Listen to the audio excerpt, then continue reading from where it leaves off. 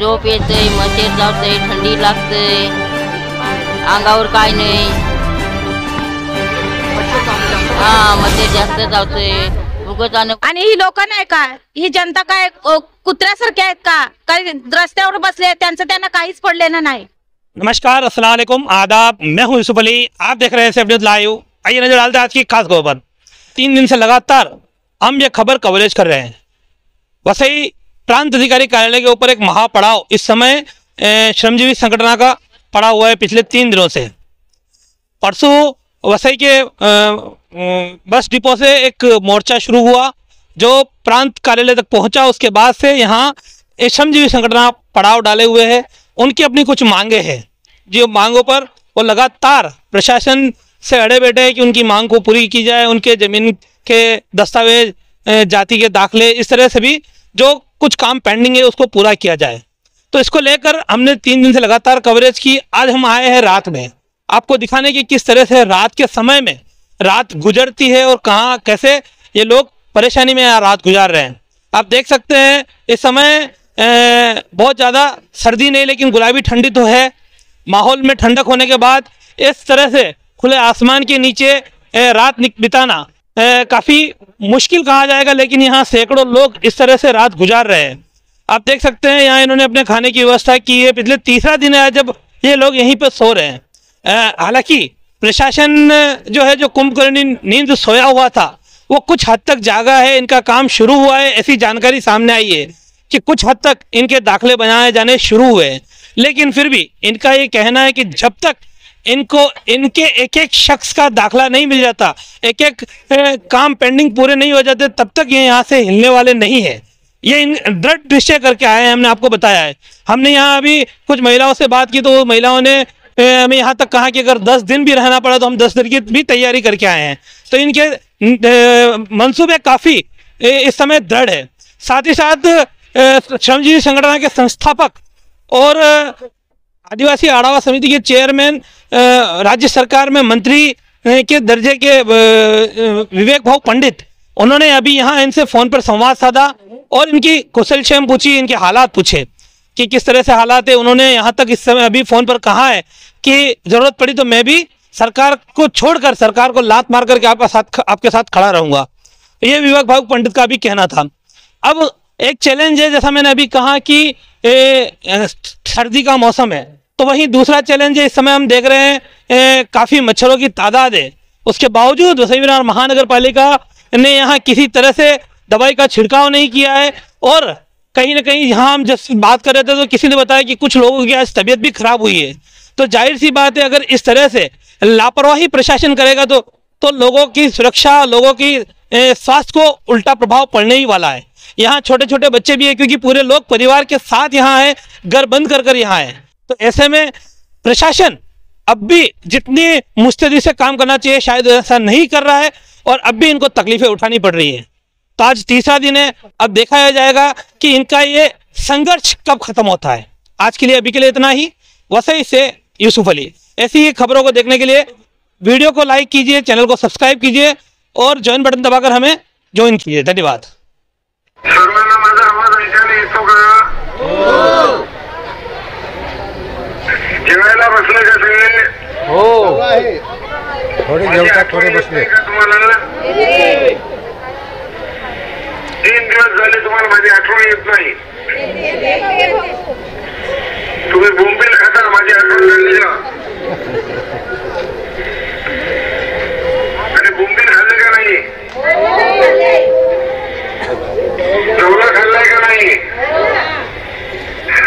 सुकट खाल्लाय का नाही? आवाज नाही तुमचा. कोलंबी खाल्ली का नाही? कोलंबी. ताई सांगाल, आज तिसरा दिवस आहे, तुमचं काम काय झालं आहे आतापर्यंत? काय झालं नाही? आम्ही जे आंदोलन करतोय त्याचा 3रा दिवस आहे आणि 3रा दिवस असताना सुद्धा अजूनपर्यंत काही सुद्धा काम केलं नाही. आणि जे इथले अधिकारी आहेत ते सुद्धा त्यांना म्हणजे गरीब जनतेचं काहीच पडलं नाही.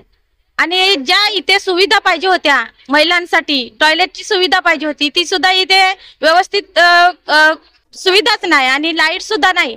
अशा परिस्थितीमध्ये आमची लोक इथे आंदोलन करतात आणि जोपर्यंत आमच्या ज्या मागण्या आहेत त्यांच्या मुलांचा न विचार करताना, घराचा न विचार करताना एवढं मोठे आंदोलन आमचं चालू आहे आणि आमच्या हक्कासाठी आम्ही भांडतोय.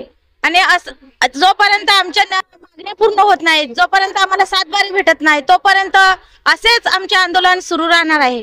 काय म्हणाल, हे जे काम चालू झालेलं आहे, आतमध्ये रात्रंदिवस काम चालू आहे प्रांत कार्यालयामध्ये, काय कितपर्यंत काम पोहोचलेलं आहे, कशा पद्धतीचं काम चालू आहे? जर तसं बघितलं तर हे काहीच अजूनपर्यंत काम झालेलं नाही. ज्या अधिकारी येतात त्यांनी हे काम पूर्ण करायला पाहिजे होतं. फॉरेस्टचं काम होतं, फॉरेस्टने पण इथे थांबायला पाहिजे होतं, काम करायला पाहिजे होतं. ते काम अजूनपर्यंत करत नाही, कारण हे ते लोक आहेत आणि ही लोक नाही का, ही जनता काय कुत्र्यासारखे आहेत का? काही रस्त्यावर बसले, त्यांना काहीच पडलेलं नाही. या जनतेचं काहीच नाही. जातीचे दाखले आम्ही ऐकले की जातीचे दाखले बनवले, घडले, जातीचे दाखले झालेले नाहीत अजून. लोकांना शेतकरी आमचे गरीब लोक आहेत, त्या लोकांना जातीचे दाखले, त्यांच्याकडे कुठलाच पुरावा नाही आणि 50 वर्षाचा पुरावा मागला जातोय आणि अशा लोकांकडे एक सुद्धा पुरावा नाही. जातीचे दाखले कशाने भेटतील? त्यांच्याकडे आधार कार्ड नाही, राशन कार्ड नाही, वोटिंग कार्ड नाही, कुठलेच हे नाही आणि त्याच्यामुळे त्यांना कुठल्याच सुविधा भेटत नाहीत. याच्यामुळे ते सर्व याच्यातून ते वंचित आहेत. मागणी काय? मागणी जी आहे आमच्या प्लॉट धारकांची मागणी आहे की जे प्लॉट धारक आम्ही आहोत, आम्हाला सातबारे भेटलेच पाहिजेत, आम्हाला पट्टे भेटले पाहिजेत, वनपट्टे भेटले पाहिजेत. ह्या मागण्या घेऊन आम्ही आलोय. हे जे आतापर्यंत जे सांगलेलं आहे, हे 50 वर्षाचे पुरावे मागतायत किंवा हे आदिवासी किंवा कातकरी समाज जे आहे हे वर्षानुपिढ्या जंगलात राहणार आहे, पर्यंत न पोहोचलेली जी गव्हर्नमेंट असेल, सरकार असेल, अधिकारी असतील, हे पोहोचलेले नाहीयेत. हे चुकी कोणाची आहे हे तुम्ही कधी नोंदवून दिलंय का तिकडे? हो, हे दाखवून दिले आम्ही सरकारला, इकडे प्रशासनाला आम्ही सुद्धा दाखवून दिले का ही चुकी तुमची आहे. गरीब जनतेपर्यंत त्यांनी पोहोचायला पाहिजे होते, ते अजूनपर्यंत पोहोचलेले नाही. म्हणून एवढं मोठं हे आंदोलन आम्हाला इथे करावं लागलंय. अजून किती दिवस 50 वर्षाचे जे दाखले मागत आहेत तर त्याच्याबद्दल तुमचं काय, कशा पद्धतीने पुरावे तुम्ही करता? आमची लोकांकडे 50 वर्षाचा पुरावा नाही, कारण आमची जी पिढी आहे ती पिढ्यानपिढ्या जंगलामध्ये लोक राहणारी अशिक्षित लोक असल्यामुळे आमच्याकडे 50 वर्षाचा पुरावा नाही. कारण शिकलेलंच नाही, त्यांच्याकडे जातीचा दाखला नाही. आम्ही कुठून आमच्या 3 पिढ्यांचा पुरावे आम्ही देऊ शकतो? आम्हाला त्यांना 50 वर्षाचा पुरावा देता येत नाही. पण सरकारने ते मान्य करावून आणि आमच्या लोकांना जातीचे दाखले कुठला न 50 वर्षाचा पुरावा न मागताना त्यांना जातीचे दाखले दिलेच पाहिजेत. अजून किती तुमच्या आंदोलन राहील? जोपर्यंत आम्हाला आमचे सातबारे किंवा पट्टे भेटत नाही तोपर्यंत 10 दिवस लागले तरी चालेल. आम्ही महिलांनी ठरवले की जोपर्यंत आमच्या मागण्या पूर्ण होत नाही तोपर्यंत आम्ही इथून राहणार. ज्या थंडीचे दिवस आहेत, कशा पद्धतीचा त्रास तुम्हाला भोगावा लागत आहे ते हे आंदोलन करते? खूप त्रास भोगावा लागतोय, कारण सकाळपासून जवळजवळ 3-4 लोकांचे तब्येती बिघडल्या आहेत, हॉस्पिटलमध्ये त्यांना ऍडमिट केलेलं. अशा अवस्थेत सुद्धा इथे लोक आमचे आंदोलन करतात, महिला आंदोलन करतात, वयस्कर आहेत. अशा लोकांना खूप त्रास होतोय, थंडीचा त्रास होतोय. आंदोलन करतात, महापालिकेने इथे डासच्यासाठी औषध फवारणी केली का? काहीच नाही, फवारणी केलीच नाही. ते डासांचा त्रास होतोय? हो, खूप होतोय, डासांचा खूप त्रास होतोय. इथे कुठलीच महापालिकेची सुविधा नाही आम्हाला. भरपूर आहे बघा, अंगावर